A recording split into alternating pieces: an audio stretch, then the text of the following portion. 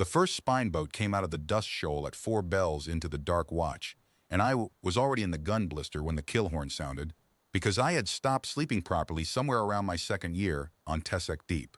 The contact bloomed on the old Vethrani scope like a drop of blood in water, then split into 3, then 5, and Omes, the signal keeper, said the word that every warden on that station had been waiting 4 months to hear.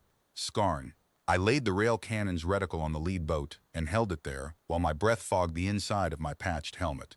3 years I had been the only human in 1100 light years, and the gun under my hands was older than my grandfather, and none of that mattered, because the spine boats were coming up the shoal lane at attack speed, and the math was the math. I fired when the lead boat crossed the marker stone at 9 kilometers. The round took it amidships and opened it like a tin, and the dust drank the flash. The other 4 broke formation the way Skarn always break, not scattering but blossoming, each boat carving its own approach so no two could be killed by the same solution. Warden Senior Vale's voice came down the gunnery loop, dry and level as a man reading freight manifests. Hold the dock arc. Let the mines have the spine of the lane. The mines had the spine of the lane. 2 boats died in the drift, silent orange smears against the black, and the last 2 came on anyway because Skarn do not retreat from a probe. They complete it or they die in it, and either result is information. That was the thing I had learned about the Skarn in 3 years on the rim. They were not cruel the way people mean it. They were accountants of meat. Every raid bought them numbers. How many guns, how fast the crews, how deep the magazines. But they were counting us, and they had been counting us for 4 months, and a station that is being counted is a station that has already been chosen. The 4th boat strafed the upper docks and put a lance round through the maintenance gallery where Tesche was hauling a power coupling to my gun.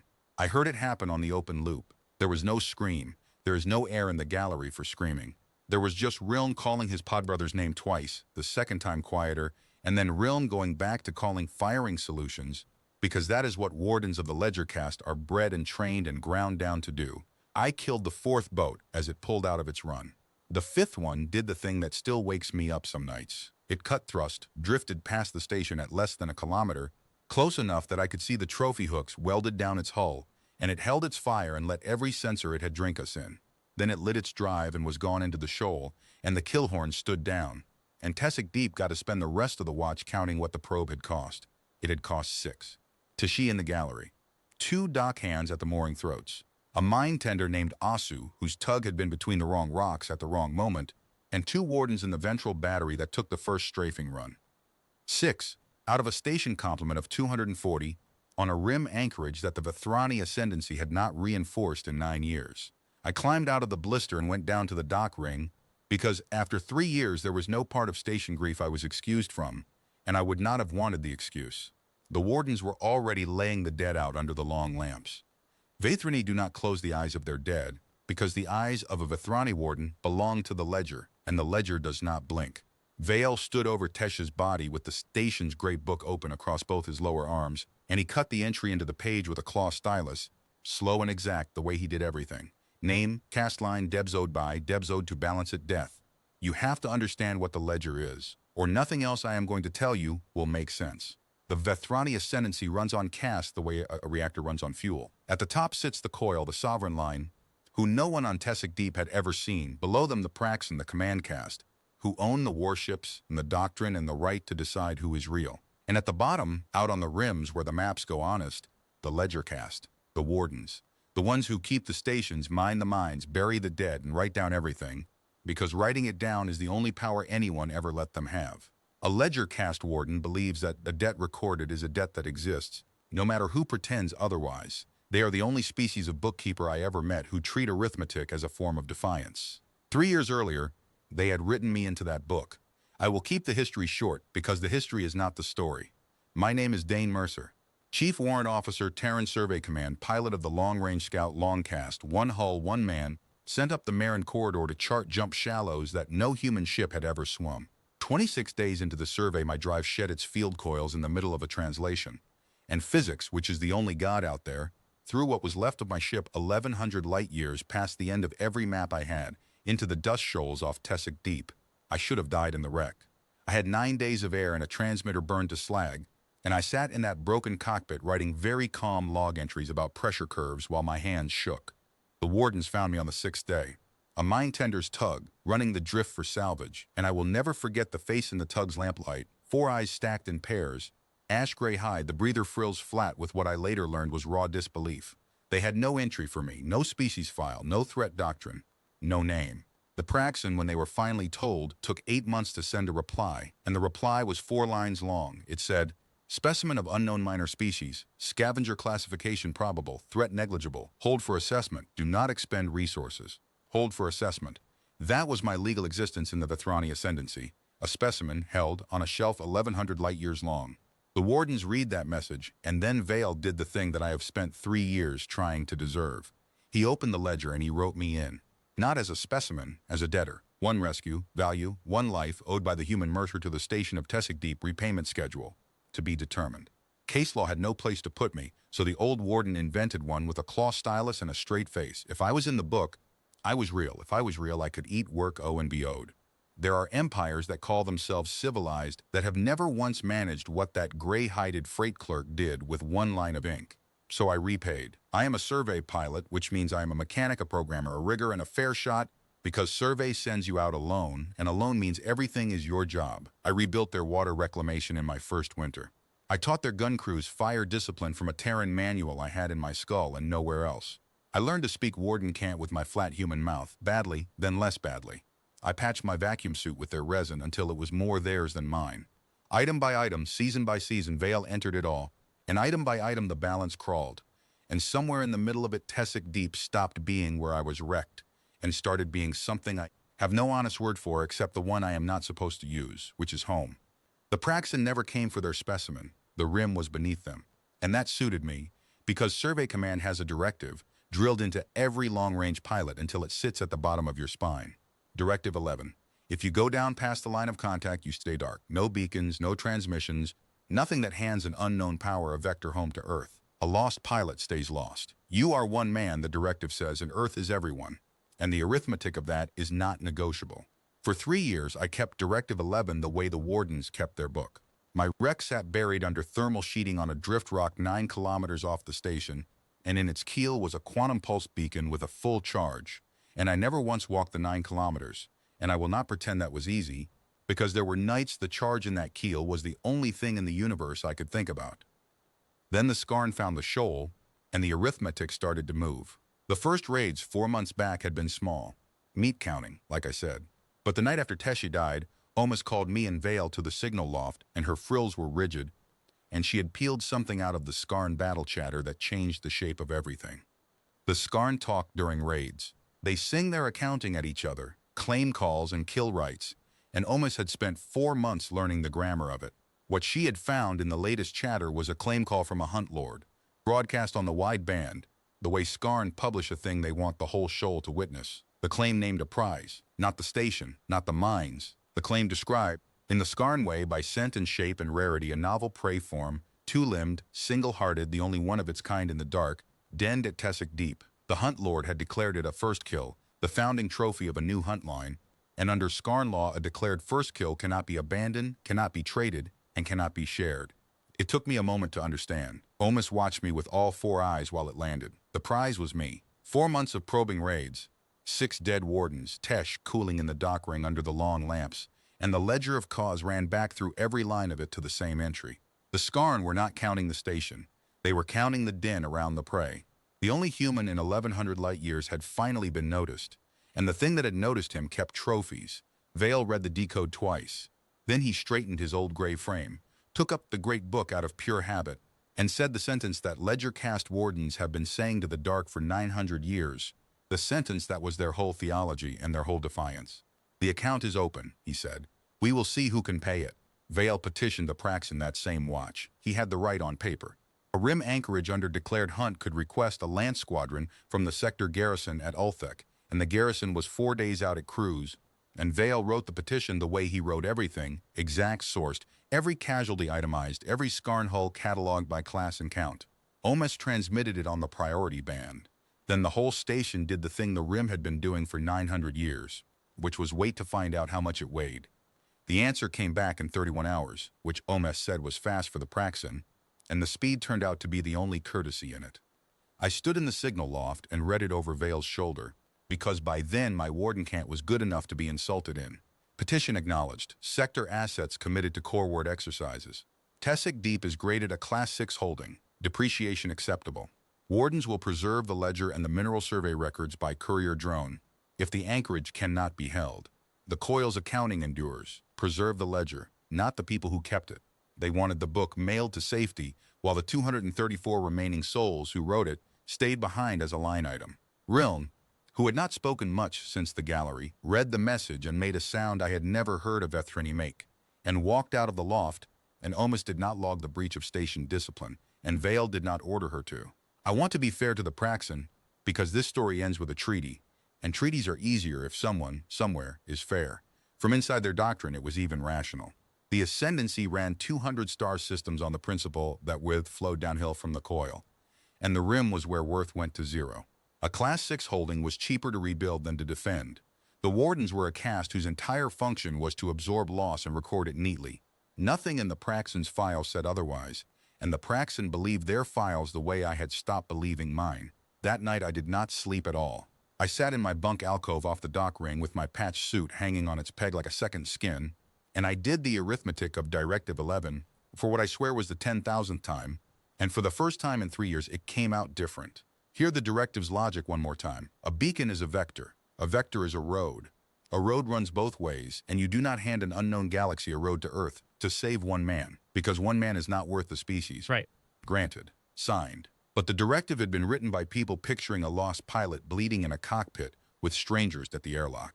It had no paragraph for this. The strangers had pulled the pilot out of the wreck, fed him 3 winters, written him into their book of the real when his own legal status in this empire was a specimen on a shelf. And now a hunt fleet was coming to take the pilot as a founding trophy, and the strangers were going to stand in front of him with mining charges and grandfather guns, and their own empire had already amortized their deaths. The beacon would not save Earth from anything. Earth was not in danger. The beacon would not even save me, probably. What it would do is tell the only people in the universe who had ever owed me anything that the account existed at all, and against all that stood one trained reflex in the court-martial I had no right to care about. Item, I thought, in Vale's dry bookkeeping voice. 1 species location, value unknown, risk unknown. Item, 234 lives, value known exactly, because I had eaten at their tables and buried their dead, and the value was known exactly. Balance. I went to Vale an hour before the work watch and told him what was buried in the keel of my wreck on Drift Rock Theta 9, and what it could do, and what it might cost both of us. He listened the way old wardens listen, with his frills flat and his stylus still. When I finished, he was silent for a long moment, and then he refused to ask me for it. You misunderstand me, he said. I did not bring it to you to be asked, I said. He looked at the great book on its stand, 900 years of names. We cannot enter this debt, he said. A station cannot owe what it cannot repay, and we cannot repay your species road. That is not bookkeeping, Mercer, that is ruin on credit. And I told him the thing I had worked out at 4 bells, which I still believe, which I will believe until they bury me. The entry was made 3 years ago, I said. You wrote me into the book. This is just the balance coming due, and it is not yours to refuse. It is mine to pay. His frills moved then, some expression I had never gotten a name for in all my seasons of asking. Then he closed the book, which I had never once seen him do during a working watch, and he said, walk the 9 kilometers human. I will hold your gun warm till you return. I walked the 9 kilometers, suited on foot and tether line across the drift rocks, because a tug's drive flare in the shoal would have brought the Scarn picket down on me before I cleared the 3rd stone. 4 hours out through the dust, my breath loud, the station shrinking behind me to one stubborn lamp in a field of dead gravel. The wreck of Long Cast lay where it had lain for 3 years under its thermal sheet, half-keeled into the rock face, my ship, my coffin that had declined the job. I cut the sheet away and crawled into the cold, dark cockpit and put my gloved hand on the beacon panel, and I am not ashamed to say I sat there a full minute, because some doors close behind you, and a man should at least notice them closing. The beacon was a quantum pulse lighthouse, survey issue, built to scream a coded identity and position string across the dark with the entire mass of the ship's keel as its antenna. It had 1 full charge, 12 pulses, then dead forever. I armed it, and the keel hummed under me like a struck bell, and I keyed the string every survey pilot has memorized and prayed never to send. Long cast, Mercer, Dane, TCW alive. Position follows. Souls in danger, 235. Hostile force inbound, confirmed. Then I added 11 words of my own to the open of the string against every protocol there is Because if Earth was going to hear from me once in 3 years, it deserved my actual voice. I am paying a debt, I sent. The locals are owed. Come well. The keel fired all 12 pulses in 90 seconds and the hum died, and the wreck was just a wreck again. And the silence in that cockpit was the loudest thing I have heard before or since. I will tell you the two consequences in the order they arrived, because the order is the story. The first came in 14 hours, and it should have been impossible. Survey doctrine said my pulse would crawl the relay gaps and reach the nearest human ear in 3 to 5 months, and I had told Vale as much, and we had planned our siege around it. Instead, 14 hours after the keel went silent, Omes came running into the dock ring, actually running, a thing Vethrani do with 6 limbs and tremendous commitment, holding the decode like it was burning her. A reply. Coherent pulse, human encryption, survey handshake protocols, origin point 30 light days out and moving. 6 words by the codebook, and the codebook made them feel like more. Long cast acknowledged. Hold, we come. I sat down on a mooring bollard because my knees had opinions, 30 light days. There was human hardware, 30 light days from Tessic Deep, parked in the dark past the end of every chart I had ever been issued. It took me most of a watch to understand, and when I did, I had to walk out to the observation blister and stand there a while by myself. When Long Cast went missing 3 years ago, Earth had not closed my file. Survey Command had seeded my last known corridor with listening buoys. Year over year, buoy after buoy, a string of patient ears laid up the Marin shallows on the bare actuarial chance that a dead man might someday clear his throat. Somewhere up the line from those buoys, something with engines had been kept on station. For one overdue scout, for 3 years. The Praxon had 800 warships and had written off 235 souls in 31 hours. My people had spent 3 years aiming an ear at a grave, just in case. The second consequence arrived 19 hours later, and it was the bill for the first. My beacon had screamed across the same dark the Skarn hunt in, and Skarn do not need encryption broken to read meaning into a scream. The Preyform had called its pack, which meant the Preyform had a pack, which under hunt law made the trophy more valuable, not less, and made time the enemy of the claim. Omis pulled the new chatter down with shaking hands. The Hunt Lord had voided his own timetable. The probing was over. The full hunt was coming up the shoal, every spine boat, every lance hull, and the great hooked carrier the Skarn call a Flents barge, and the wideband claim now carried a new line, a deadline line, the grammar of a predator that intends to feed before rivals arrive. Vale read it, and looked at me, and opened the great book again to its working page. 4 days until the garrison that was not coming would not have come anyway, I thought. An unknown number of days until whatever hold we come meant, and 19 hours by Omes's read of the hunt grammar until the Skarn fell on Tessic Deep with everything they owned. Begin the entry, Vale said to his stylus, calm as freight. Siege of Tessic Deep, Day 1. The Skarn came up the shoal in the 19th hour, on Omes's number almost to the minute, and the first thing they killed was the light. They seeded the approach lanes with burn dust, ionized particulate that turned our scopes to milk, and behind that white blindness the hunt came on with its drives cold, coasting on plotted vectors like thrown knives. The kill horn sounded. 234 wardens went to stations. I went to my blister and laid my hands on the old rail cannon, and Vale's voice came down the loop level as ever, but this time it carried something I had not heard in it before. Wardens of Tessic Deep, he said. The book is witnessed. Make them pay for every page. They hit the outer drift first. Our mines killed the first wave of spine boats, 11 hulls, a good trade, and then the Skarn did what Skarn do with minefields, which is spend meat on them until the arithmetic clears. The second wave came through the gaps the first wave's corpses had bought. I fired until the rail glowed and the loaders chanted their count behind me, and the dock guns and the ventral battery and Riln's crew on the spinal mount filled the shoal with proof that ledger-cast wardens, whatever their empire graded them, could shoot. It was not going to be enough, and everyone on the loop knew the shape of it inside the first hour. The Flents barge stood off at 40 kilometers beyond our reach, hooked and patient, and it berthed lance hulls in pairs. And the lance hulls came in shallow slashing runs that took us apart one redundancy at a time. The foundry blister gone. The long-range array gone, with half of Omes's apprentices in it. Mooring throat 2, hold and bleeding air in a ribbon that froze into glitter. We killed what we could reach. The numbers killed us back. Skarn fire discipline is a horrible thing to watch from inside, because it is patient, and predators are not supposed to be patient. They were unstitching the station's defenses in a strict order, guns last, and it took me too long to understand why guns last. Then I did.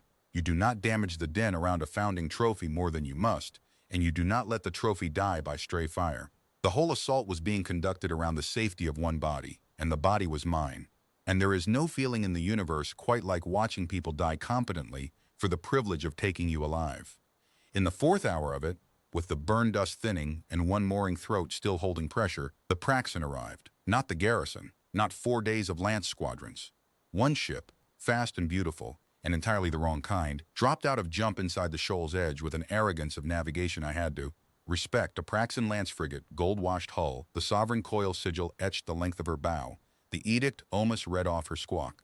And for one bright, stupid moment, the gunnery loop made a sound like hope, because the wardens were caste-bred to believe that when the command line finally came, it came to command.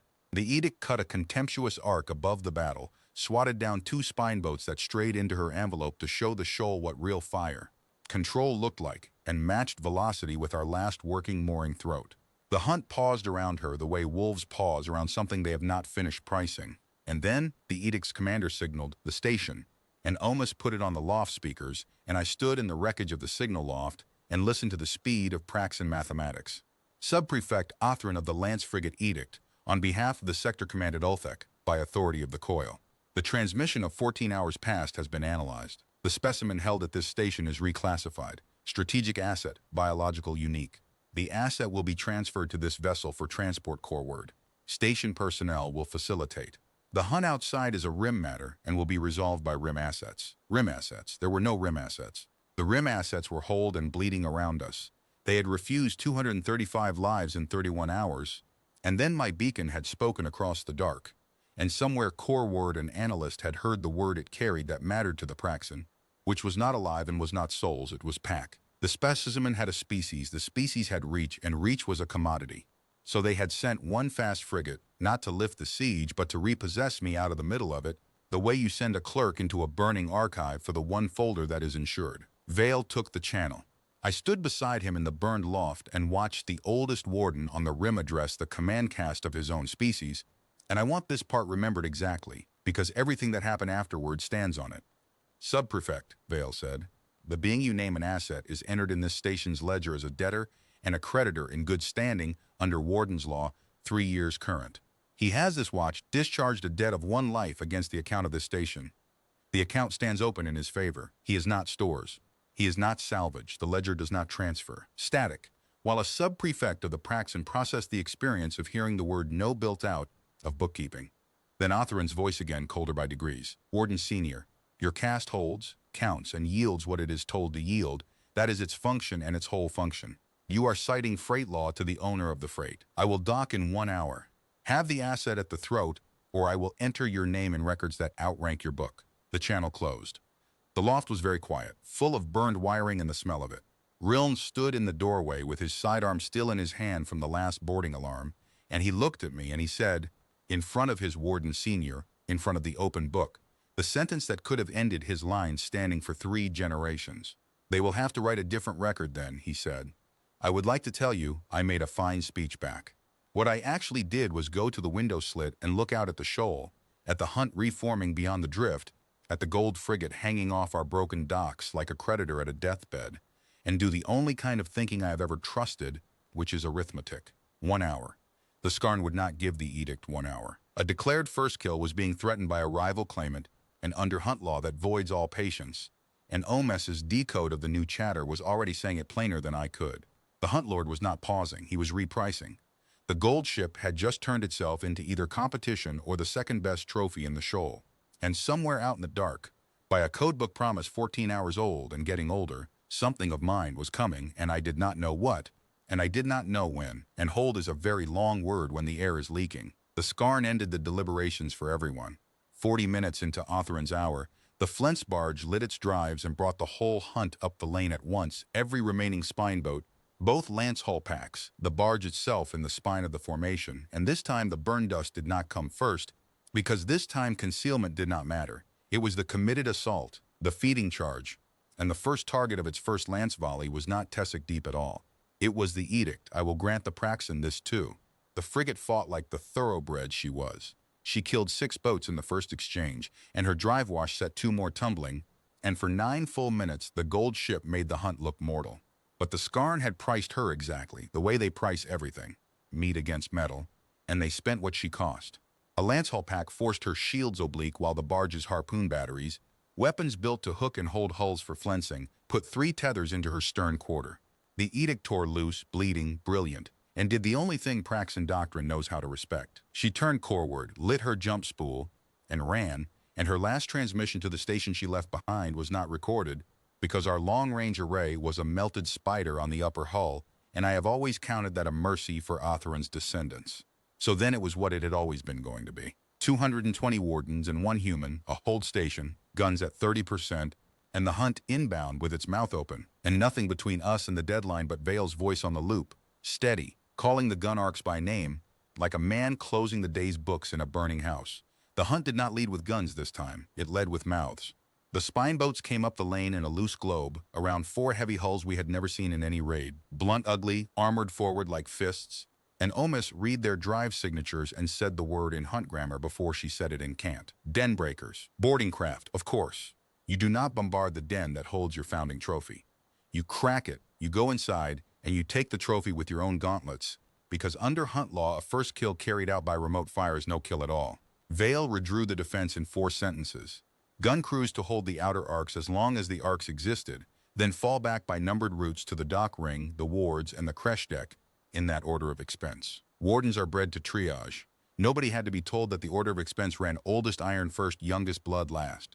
I left my blister when the ventral battery died because a rail cannon with no traverse is a monument, and I had a closer trade waiting.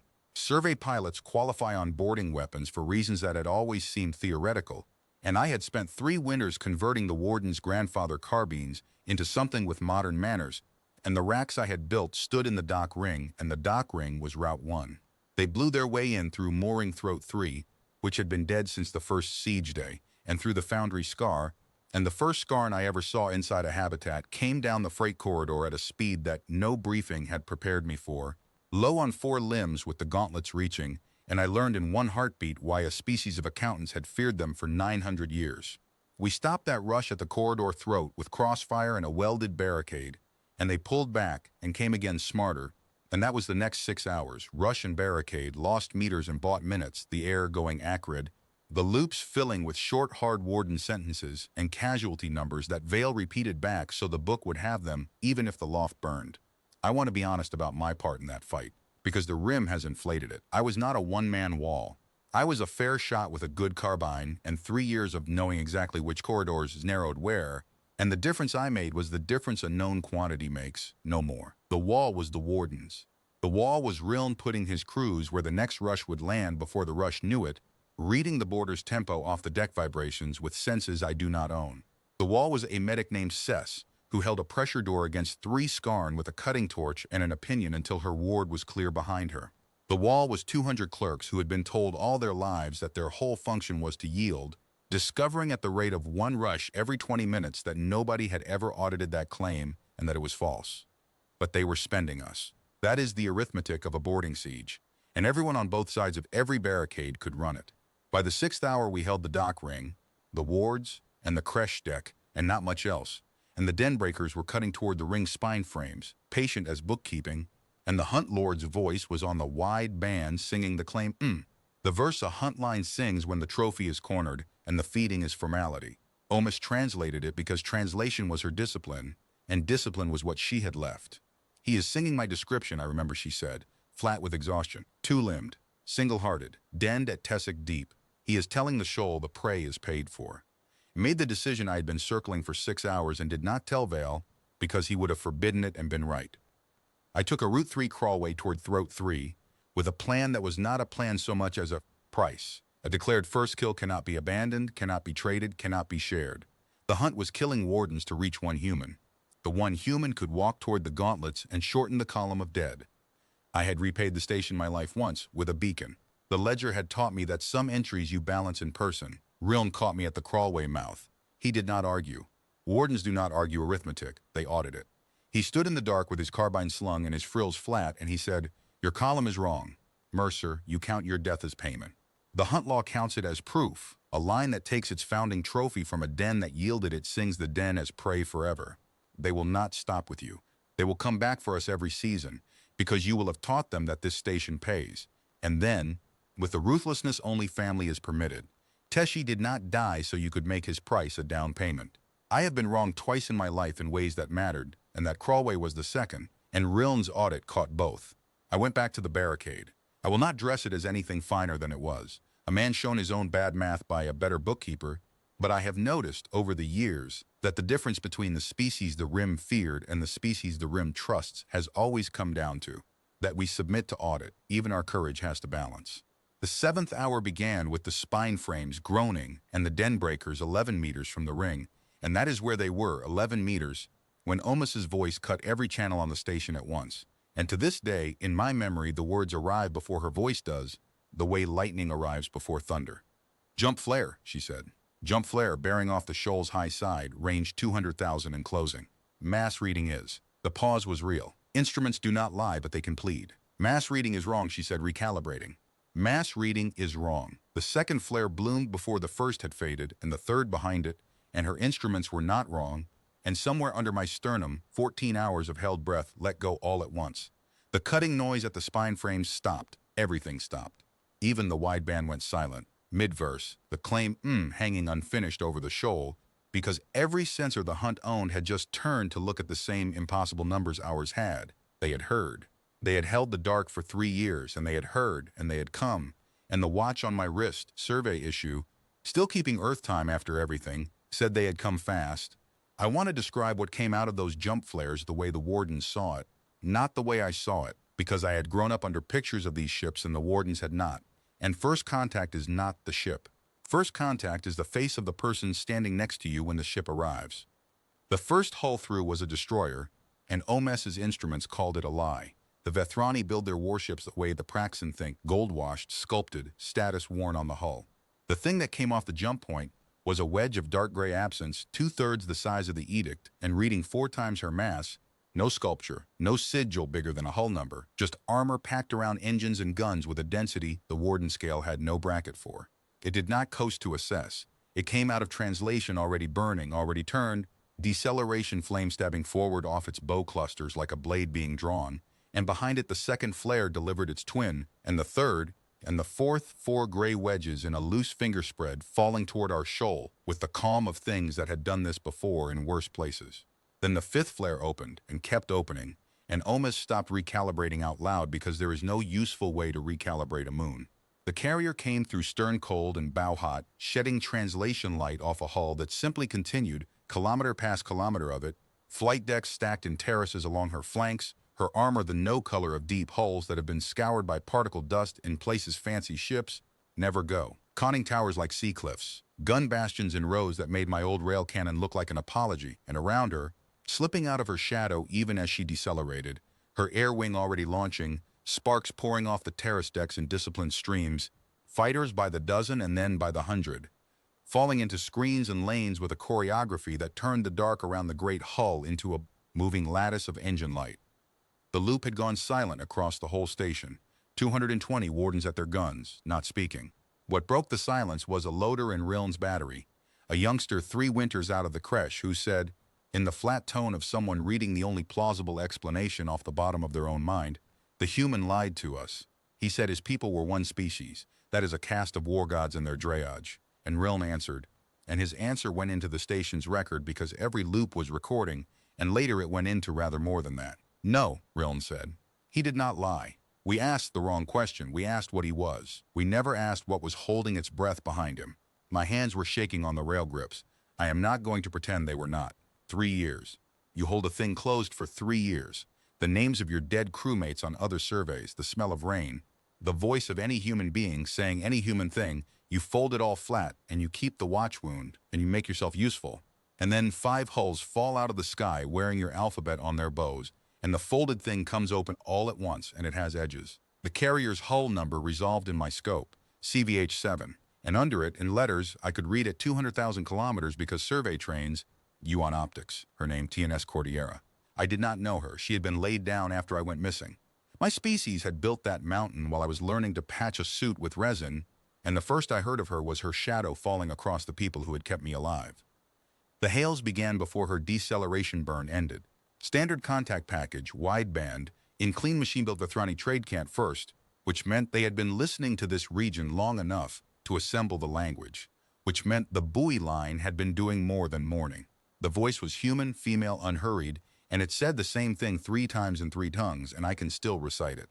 Anchorage Tessic Deep, this is the Terran ship Cordillera, commanding Deterrence Group 9.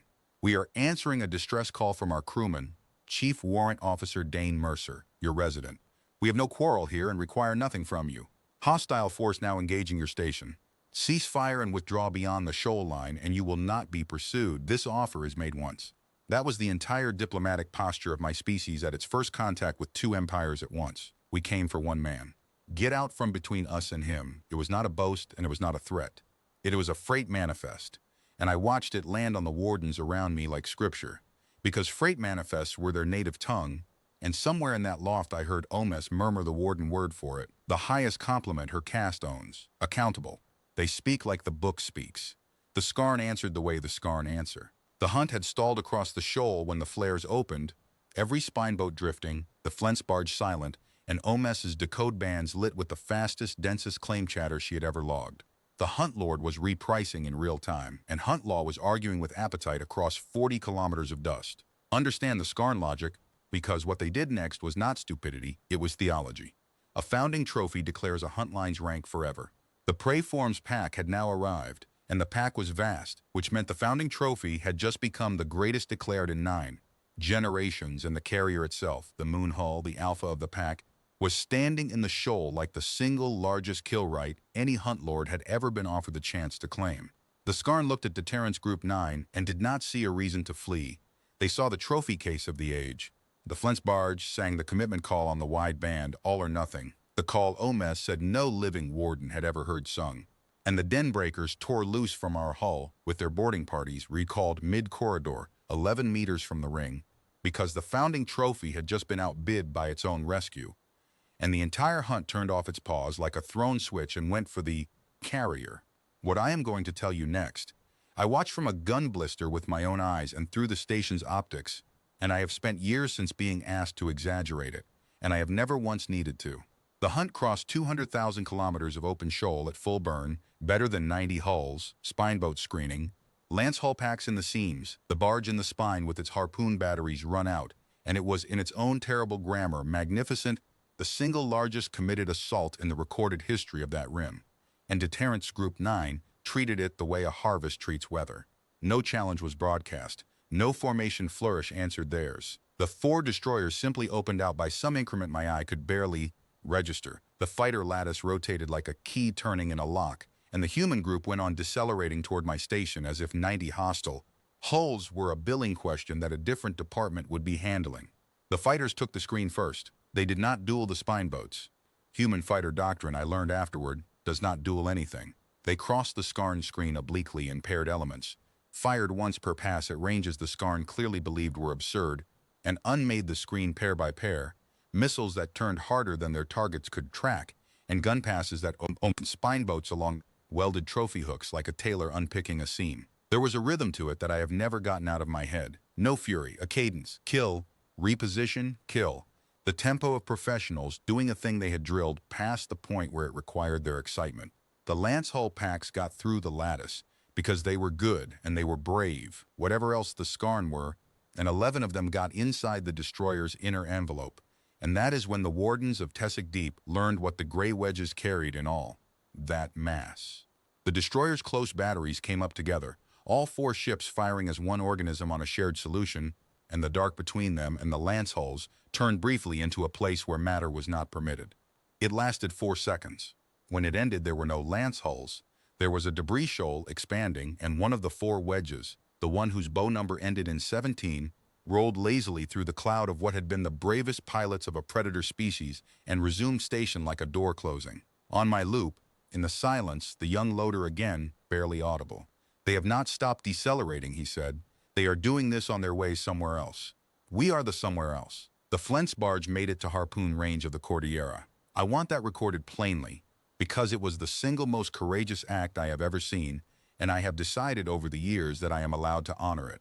The Hunt Lord drove his great hooked barge through the wreckage of his entire fleet, through the fighter lattice, through fire from 3 destroyers, with his hull burning along half its length. And he closed a harpoon range of a ship 40 times his mass, and he fired his tethers, and they struck, and they held, and for one heartbeat the oldest hunt line in the shoal was fastened to the largest prey in the history of his species, and whatever a scarn feels at the summit of its theology, he felt it. The Cordillera's response was governed, I learned later, by a fire control authority the crews call the duty solution, which is to say no admiral ever lifted a finger. One main battery bastion, one, traversed 11 degrees and answered. I will not describe the barge afterward, because there was no afterward in any shape worth a sentence. The tethers went slack across 200 kilometers of dust. The remaining spine boats, the ones the lattice had passed over, broke in every direction at once. Claim abandoned mid-call, and the wide band filled with a sound Omus had no entry for and logged with a steady hand and warden precision as Hunt Grammar, previously untranslatable, working translation, lament. From first commitment call to lament, 11 minutes. 4 months of siege, 6 dead at the first probe, Teshi under the long lamps, the edict hooked and fleeing, and the answer to all of it had taken 11 minutes, conducted at the pace of a docking procedure, by a fleet that never once raised its voice or interrupted its deceleration burn. And then the guns fell silent, and the human voice came back on the wide band in trade cant as unhurried as before, and what it said next did more to reorder that region of space than the 11 minutes had. Scarn vessels in flight, you are not pursued. Recover your disabled. Survivor craft squawking distress will not be engaged, and rescue parties will be permitted through our lines. Wounded are wounded. This group keeps its accounts in order.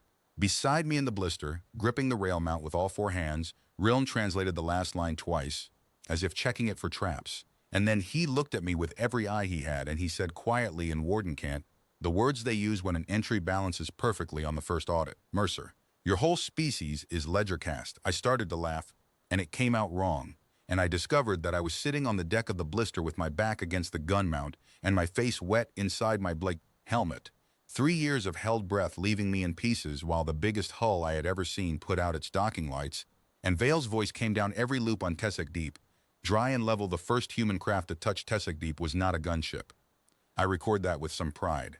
It was a heavy rescue tender off the Cordillera's ventral terrace, white and gray, surgical lights blazing, and it matched our one surviving mooring throat with a delicacy that told me her pilot had been briefed, that the station was holed, bleeding, and full of casualties that mattered. Behind her came 2 boarding shuttles of the kind that do carry Marines, and the Marines came off the ramp the way I had been trained to come off a ramp a lifetime ago, weapons slung but hands ready, fanning into the dock ring and going still, and I watched 2 species look at each other down 60 meters of scorched deck, plating with nobody translator turned on yet. The wardens had assembled the way Vale wanted them, which was to say not as supplicants and not as an honor guard, but as themselves, gun crews still in scorched rig, medics with their casualty boards, Omus with her decode slates, Vale front and center with the great book carried open across his lower arms. Gray hides, 4 eyes, 6 limbs, breather frills moving. I have wondered many times what they looked like to those Marines. I know exactly what the Marines looked like to the wardens, because Rilm told me years later after enough drink. Like your gun mounts had decided to walk, he said. And then the smallest of them took its helmet off, and it was a face. And the face was tired and ordinary, and that was the moment I stopped being afraid of your species. Not the carrier, the tired face. The Marine captain's name was Sol, Imari Sol, out of Lagos and Luna, and her first words on the deck of an alien station at Humanity's True First contact were not for the aliens at all. She scanned the line of wardens once, professionally, and then she found me, one suited human shape in a row of 6-limbed silhouettes, my patched suit the color of 3 years of resin and dust, and she crossed the deck and stopped at the regulation meter and looked me over in the police way of someone confirming a serial number against a manifest. Chief Warrant Officer Mercer, she said, you're 3 years overdue for debrief. The skipper sends her compliments and says your paperwork situation is the worst in the history of the service. There is a kind of sentence that is a handshake, a homecoming, and a field expedient sanity check all at once, and military people of every species build such sentences on purpose, and I needed it more than I needed the air in my suit. I came to something like attention, which my 3 winters of warden posture had bent into something Sol later described as structurally non-regulation, and I said, tell the skipper I stopped filing, because the office moved 1,100 light years without leaving a forwarding address. Sol nodded gravely, as if this were a defensible legal position, and then her composure cracked for exactly 1 second, and she gripped my arm guard with one gauntlet, hard, and said quietly, on a private channel we never took your buoy line down, Chief. 3 relief crews kept it warm. There were people who put their careers into it. They are all going to want to buy you a drink, so pace yourself. Then the channel closed and she was a captain again, turning to the line of wardens and to her translator and to history. What happened in the next hours was triage, not ceremony, and I have always believed the triage was the true first contact. Whatever the histories say. The tenders medical teams came through our wards with Vethrani anatomical files they had built overnight from my old survey biology packets, asking permission at every threshold. Warden medics and human corpsmen working out shared splint protocols over broken six-limbed bodies by gesture and stubbornness. A human damage control party walked our hold sections with Riln, and where Riln expected to beg the use of their plate stock, the party chief just looked at the wound in Mooring Throat 2, said structurally that's a long weekend, and had her people cutting patch sections before the translator finished rendering long weekend, which it did badly, and which entered warden cant permanently as the term for any repair conducted by humans. Power came across on umbilicals from the shuttles. Atmosphere stabilized ward by ward. Casualty counts went from estimates to names. And in the middle of it, Omis found me at the throat with a decode slate held flat against her chest like a shield and told me the edict had come back. The frigate had not run far, it turned out. She had jumped one shoal over, dressed her wounds, watched her scopes fill with impossible mass readings, and reported core ward at priority bandwidth. And now she was inbound again under a parley squawk. Gold hull scored black along her stern quarter where the harpoons had held her, and she was requesting, the word sat strangely in Praxan grammar, requesting permission to approach the anchorage. Permission. From a Class 6 holding. Omes had logged the transmission 3 times to be sure the grammar held, because the grammar was the news. She was not alone either. Behind her, staggered out of jump over the next hours, came the relief that had been impossible 4 days ago. A full Lance squadron off the Ulthek garrison, the same squadron that had been committed to core ward exercises in the refusal message Vale kept, because Wardencast keeps everything. The Ascendancy had heard 11 minutes described by a sub-prefect's own sensor logs, and the Rim had abruptly become the most reinforced front in 200 systems. The human group let them all come.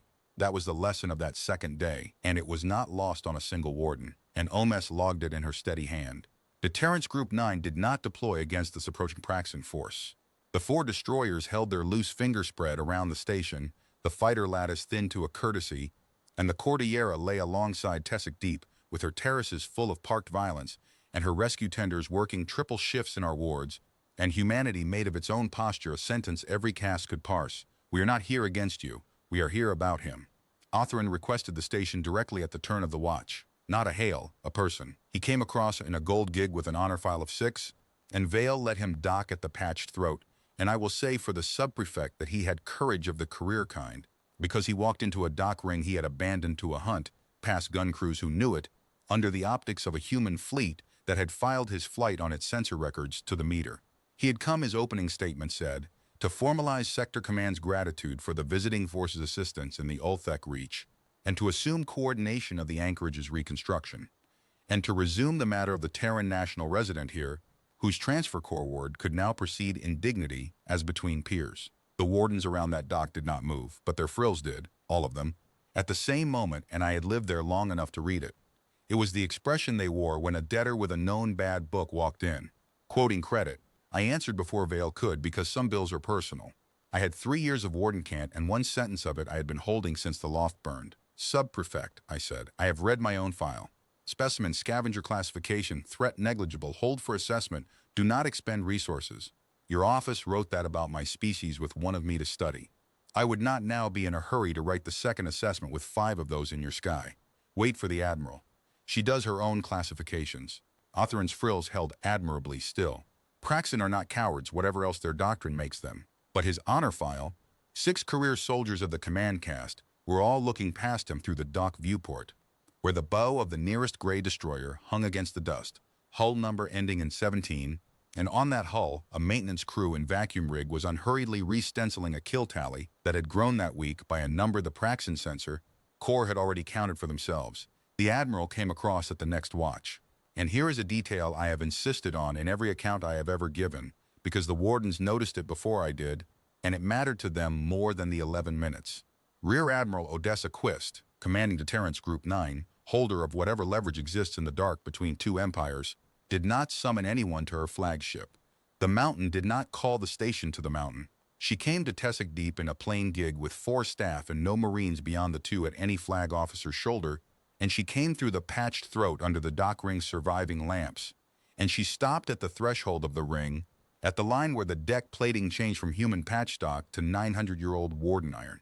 She was 60-some years old, gray where I was getting gray, built like a person who had carried things, and she stood at that threshold and asked in memorized Warden cant, pronounced carefully and not well, the question that every spacer who has ever served on that rim now learns in training, because it is in the treaty preamble, because she asked it. Wardens of Tessic Deep. May this one enter and be entered in the book? Vale stood very still for a moment. 220 surviving wardens stood still behind him. Then the old keeper of the rim's least regarded ledger lifted his claw stylus and answered the first flag officer of Earth the way his caste had answered every honest arrival for 900 years, words I had heard him say for freight crews and mine tenders and one half-dead human in a wrecked scout. Enter and be entered, he said. The book takes all who sign true. And Odessa Quist crossed the line and bent over the great book and signed. Before any negotiation, before my debrief, before the first clause of anything was drafted, there was the matter of the dead. And what humanity did about the dead is the part of first contact the wardens tell first, every time to this day, and so I will tell it in its place. 37 wardens died in the siege of Tessic Deep, from Tesh in the gallery to a gun captain named Ole, who held the last meters of the spine, frames in the 7th hour. The station's rites are simple, caste rites, the dead laid under the long lamps with their eyes open and their balances read aloud, and the Praxon in 900 years had never once attended one. Because attending would have meant the loss was real, and graded losses are not mourned, they are absorbed. We laid out our 37 and Vale took up the great book to read the balances, and then the dock watch reported that a party was requesting entry at the throat, and it was Quist, and she had brought 30 of her crew in dress uniform and a folded flag. She asked Vale's permission for everything, through me in advance, item by item, the way you address another Navy's quarterdeck. Permission for her people to stand the right. Permission to render their own honors after ours, since the dead had fallen, as she put it, in defense of a Terran national which made them, by a regulation she quoted, and which I have since confirmed is real, entitled. Vale granted it with his stylus very still, not entirely understanding what he had granted, and so it happened, and Omes's recorders caught all of it, which is why 3 worlds have seen it since. The wardens read their balances. Then 30 humans came to attention in the dock ring of an alien freight station, and a rating with a bugle older than the treaty that would bear Vale's name played a call that needs no translation in any grammar I have ever studied, and Rear Admiral Odessa Quist walked the line of the dead, all 37, and stopped at each one, and rendered to each gray 6-limbed body, eyes open under the long lamps, the same slow salute her service renders its own. At Tesh, she stopped longest, because I was standing at Teshi's place and she could read a dead off a man's face by then.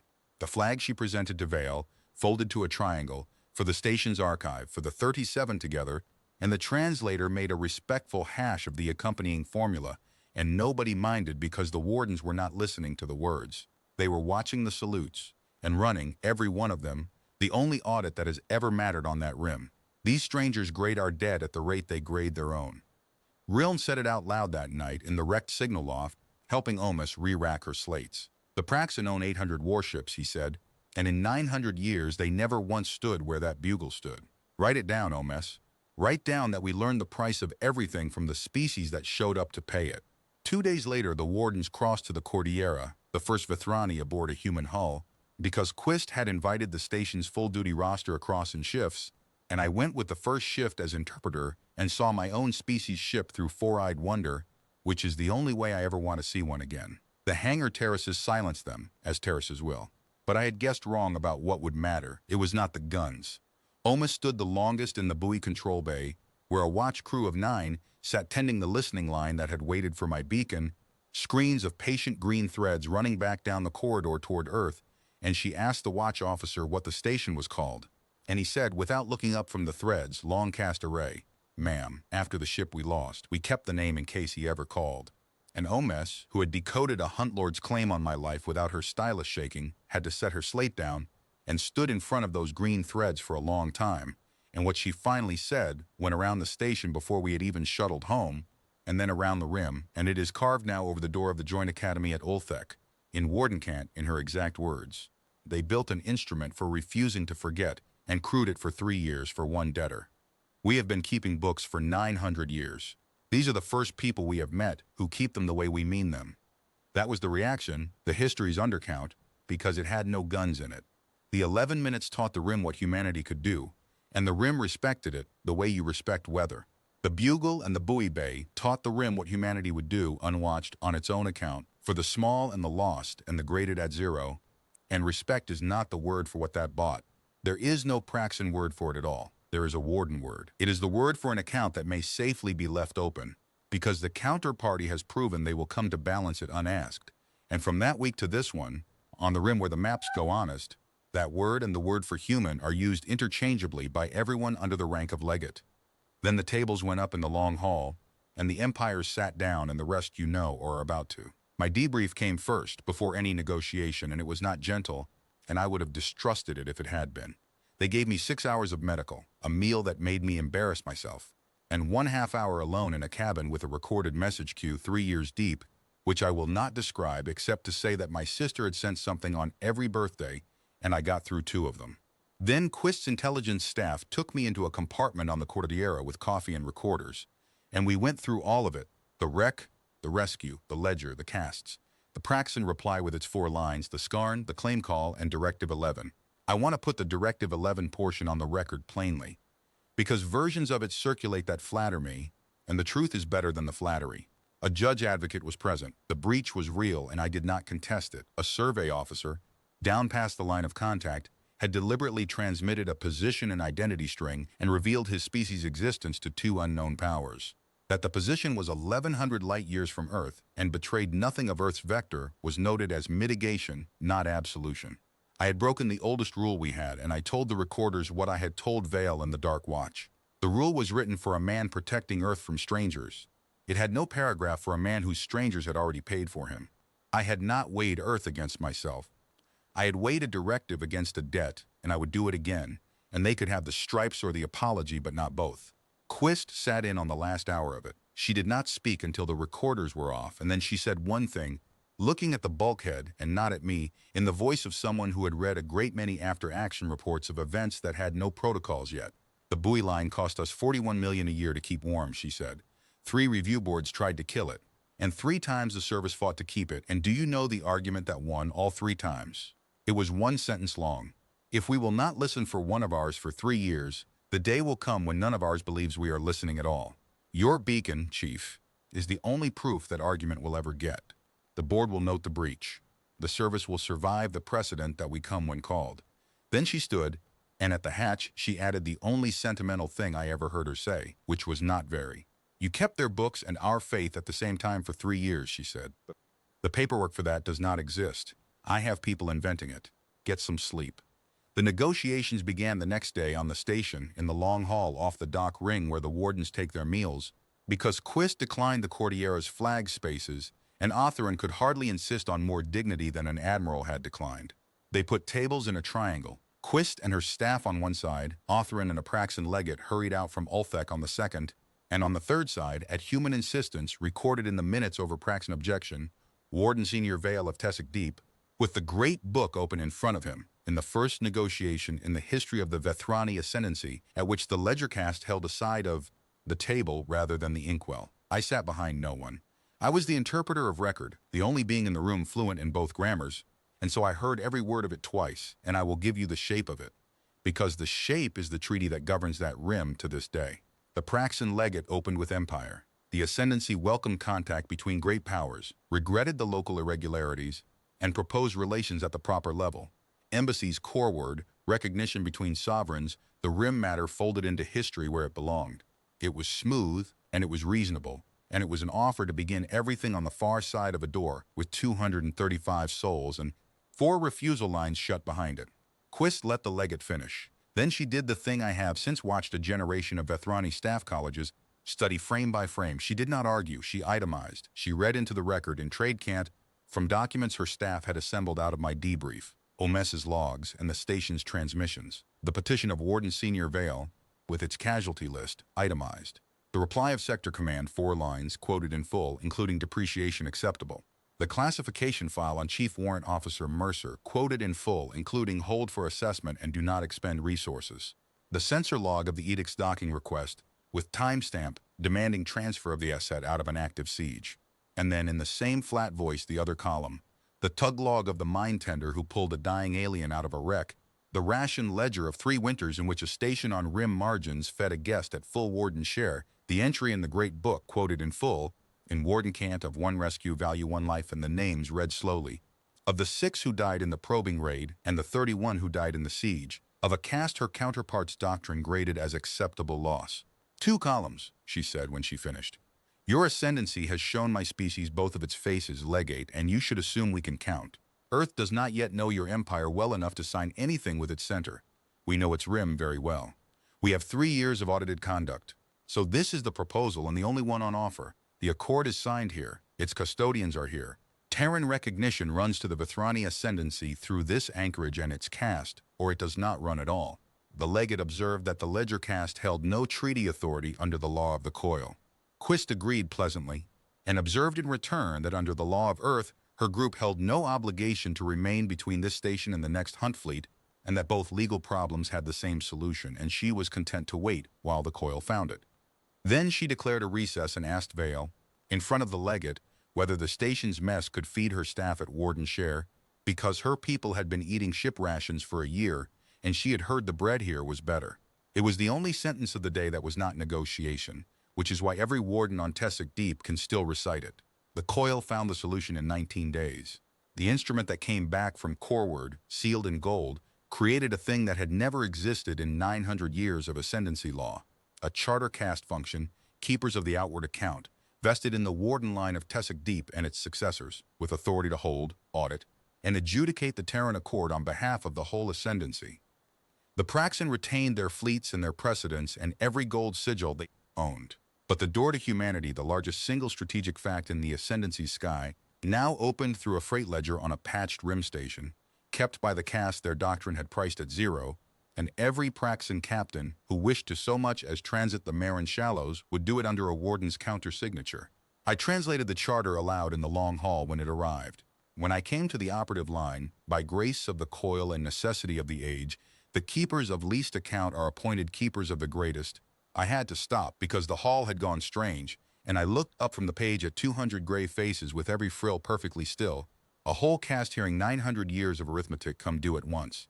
And Vale stood at his stand with his stylus down, not writing, for the only time I ever saw, because the entry being made was being made in him. Authorin signed for the sector in a hand, Omes noted professionally, slightly less steady than regulation. Quist signed for Earth, and then she did the last thing, the thing that was not in any draft, and nodded to her flag lieutenant who brought the case. Inside was a beacon core, survey issue, quantum pulse, fully charged, the twin of the one I had burned out in the keel of Longcast. Quist set it on the table in front of Vale beside the great book. The first one of these summoned us across 1,100 light years for one man, she said. This one is the station's. It reaches us. If this anchorage calls, Earth answers at this rim, at that speed. That is not a treaty clause, Warden Senior. Clauses get renegotiated. That is an entry. We are told your book does not blink. Vale looked at the core for a long moment. Then he took up his stylus and wrote, and read the entry aloud as he wrote it, in warden cant, in the hand that had once written me into the realm of the real. Received of Earth, 1 promise, value, 1 species word, held in trust at Tessic Deep. The account does not close. There is a thread I have not finished, and histories that skip it embarrass me, because nothing taught the rim more about my species than how the week ended with the Scarn. The hunt's survivors had scattered into the deep shoal, perhaps 30 boats, leaderless, their claim dead with the barge, and Scarn law is merciless to a broken hunt line. Quist's group did exactly what the wideband promise had said. Distress squawks were not engaged. Twice in the first days, human search and rescue tenders crossed into the debris fields and cut living Scarn out of tumbling spineboat wreckage. 6-limbed killers with hooked gauntlets hauled into human medical bays and treated by corpsmen working from anatomy guesses and returned, sedated and splinted, to recovery craft permitted through the destroyer line under escort. The wardens thought it madness, then doctrine, then slowly something else. Omus decoded the Scarn chatter around the second rescue and brought it to me without comment because there was no warden entry for it either. The pack voices were arguing over a word. The word was for a thing that kills the strong and spares the down, and their language had it only in stories, and the argument was about whether the story's been about humans all along. On the 9th day, a single spine boat came up the lane under a squawk Omus had never seen in use, the hunt grammar for parley, blood depth, and it asked, of all things, for the den keepers, the wardens, to witness. The boat carried the Hunt Lord's eldest surviving claimant.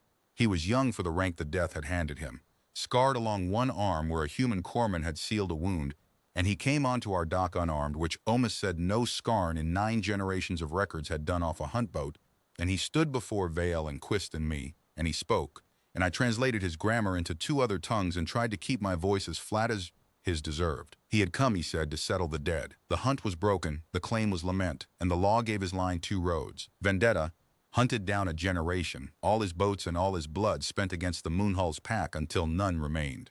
Or the old road, almost out of memory, to buy back the dead with service, and bind the line to the stronger pack as wardens of its marches.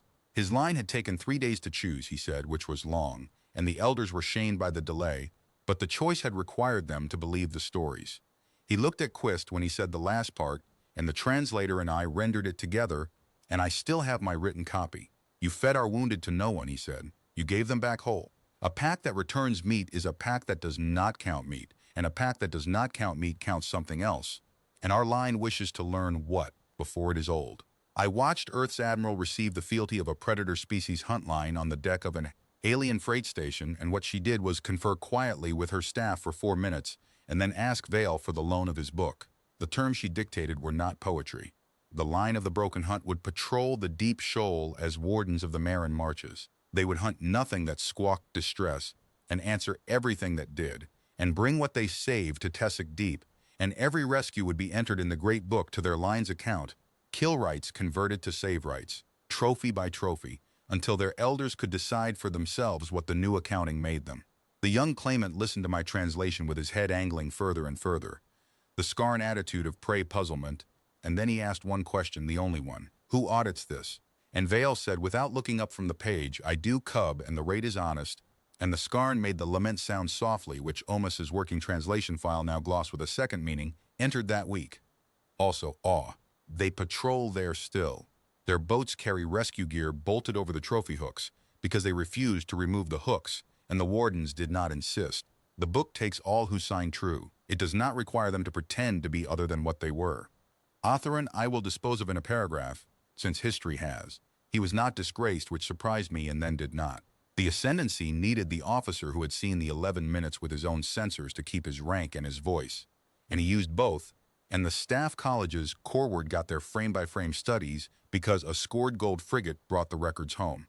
Years later, he passed through Tessic Deep with a transit convoy and signed the book like everyone else. And under signature purpose, he wrote, in a steady enough hand, reassessment. I have decided to count that as the apology, it being the only kind his cast can spell. And then there was the matter of me and the going home, and I had been dreading it since the first jump flare, because 3 years teaches you exactly where your chest keeps things, and I had 2 homes and 1 heart to split between them. I went back. Let no one tell the story otherwise. I wanted to go, and I went. I rode the Cordillera down the long corridor my buoy line had kept warm, and I stood at the rail of her observation terrace when Earth came up out of the dark, blue as the files, blue as memory, bluer, and I will not write what that was like because some accounts belong to the man and not the record. My sister met me at the Anchorage receiving hall on Luna with 3 years of birthdays in a box. The buoy crews found me inside a month, all 3 relief rotations of them, and the drinks lasted 2 days, and a quiet master chief from the 2nd rotation told me they had named the listening program after my ship without asking anyone's permission, and that the watch bill for it had never once gone unfilled. In 3 years on a program every board kept trying to kill. People asked me when I felt that humanity had become what the Rim now says we are. Not at the 11 minutes. It was a master chief with coffee shakes telling me nobody ever missed a watch listening for a dead man. The debrief board met and noted the breach of Directive 11 and entered its findings, and the findings have been declassified for years so I can quote the operative line, which I am told law cadets now memorize. The directive protects the species. The species is also the sum of its promises. An officer who, at hazard of his own standing, redeemed in the species' name a debt of survival owed to strangers, has not weakened the wall. He has shown what the wall is for. They docked me 4 months seniority for procedure. The same afternoon, survey pinned the corridor charting on me, the work long cast had died doing, completed by the buoy line her loss had ceded. The service is not sentimental, but it is fair, and on the Rim I learned to prize the second thing higher. I lasted 5 months on Earth. I am told that is longer than anyone wagered. It was not unhappiness. It was bookkeeping.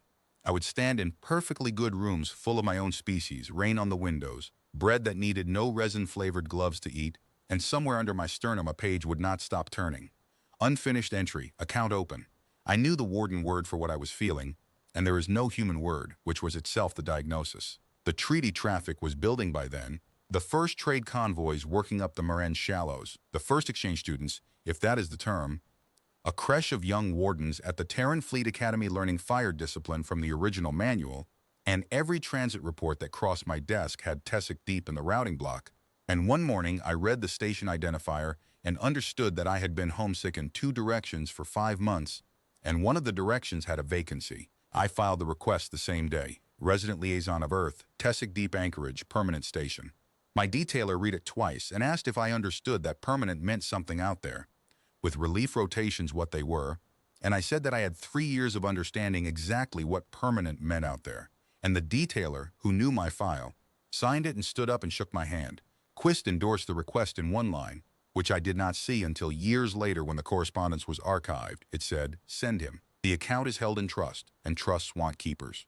I came back up the corridor on a treaty convoy, 9 months almost to the day after the first jump flare, and Tessic Deep had changed and not changed in the proportions I should have predicted. The scars were dressed in human patchstock, long weekends of it, bright weld seams across 900-year-old iron. There were new gun emplacements, Warden crude, Terran pattern, and a second mooring ring half-built, and traffic in the lanes, actual traffic, convoy lighters and Praxon transit hulls queued at the shoal line waiting on counter-signatures from a freight clerk's office that now moved more strategic weight than most sector commands. But the long lamps in the dock ring were the same lamps. The bread was the same bread. And when I came through the throat, with my kid on my shoulder, the wardens on dock watch did not make a ceremony of it, because I would have hated one, and they knew it. Riln was standing at the duty desk with a stylus behind his ear and a gesture he had stolen from me. Years before either of us noticed, he looked up, all 4 eyes, and made the entry out loud as he wrote it. "Deadpan and warden can't returned," he said. "1 human, used conditions, station zone. Balance restored. I will not walk you through all the years. I will give you the entries that matter the way Vale taught me. Item. The first full year, in which the Academy creche came home with fire control certificates and unbearable opinions, and the Scarn marches logged 41 rescues, and a Praxon captain transiting with a grain convoy grounded his career rather than alter a warden's audit, which Corward took for scandal and the Rim took for weather, and the weather was changing. Item. The second year, when the joint patrol line stood up, gray wedge destroyers and gold lance frigates flying the same picket for the first time, and a human ensign and a Praxon sub-lieutenant got into a fistfight over precedence on this very dock and were sentenced by Vale, both empires having ceded station discipline to the keeper of the book, to 1 season shared duty scrubbing the long lamps, at the end of which they requested, jointly and in writing, to crew the same gun. The request is framed in the long hall. Some treaties are signed in gold. The durable ones are co-signed by idiots who learned. Item. The 5th year. Vale, very old by then, stood down as Warden Senior in front of the whole assembled station and conducted the transfer of the great book to his successor, and the successor was Riln, who had once said they will have to write a different record then, and who now held the record in his own 4 hands. The old warden's last official act was an audit. He read the station's master balance aloud. 900 years of it compressed into the great rhythms of his caste. Debts taken, debts paid, dead entered, dead honored, and when he reached the modern era he paused and found my face in the crowd and entered his final line as Warden Senior with the stylus he had carried since before I was born. The account of the human mercer he read, opened in rescue, held in honor, currently and permanently, even. Then he closed the book for the second time in my sight and handed it to Riln and was afterwards simply Vale, who took his tea in the dock ring at the Dark Watch and disputed my chess openings until the season he died. He is entered in the book, of course, where I wrote what ledger cast law permits a creditor in good standing to write in another's record, 1 line, no more. I had 3 years to compose it, and it is still insufficient, but it is true, and the book takes what is true. He counted what others discarded, my line says, and the count came right. Item. The treaty took his name the following year by joint instrument over the objections of exactly no one in 2 empires and 1 hunt line, the Vale Accord. Law cadets memorize its preamble on 3 worlds now, and the preamble is a question and an answer. May this one enter and be entered in the book. Enter and be entered. The book takes all who sign true. I am an old man now by the watch on my wrist, which still keeps Earth time, out of discipline or sentiment I no longer distinguish. I have held the liaison post under 4 admirals in 2 coil successions. I have signed the book as witness more times than any living being except Riln, and I have watched First Contact, the thing itself, the thing I was, become history, then policy, then bread. There are children on this station, Human and Warden, and one appalling Scarn fosterling, who cannot imagine the sky any other way, and their failure of imagination is the finest thing my species ever built out here, and we built it in 11 minutes and 19 days and 900 years, depending on where you start the audit. People still come up the corridor to ask me about it. Historians, mostly, and staff officers, and once, memorably, a Praxin Doctrinal Commission with forms. They all want the same minute, the 11th minute, the barge going silent, the moon hull with its guns run out, the galaxy learning what was holding its breath behind one stranded man. They want me to say that was the moment, the reveal, the hinge of the age, and I let them have it, because it photographs well, and because it is even half true.